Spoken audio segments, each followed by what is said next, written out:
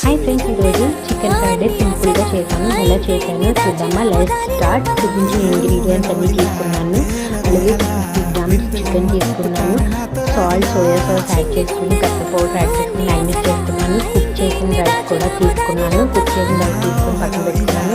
Marination చేసిన చికెన్లో 1 table spoon cornflour వేసి ఫ్రై చేసుకున్నాను. అలాగే ఒక బాండీలో ఆయిల్ వేసుకుని జింజర్ గార్లిక్ అండ్ చిల్లీస్ కూడా ఫ్రై చేసుకున్నాను. 1 ఆనియన్ తీసుకుని ఫ్రై చేసుకున్నాను.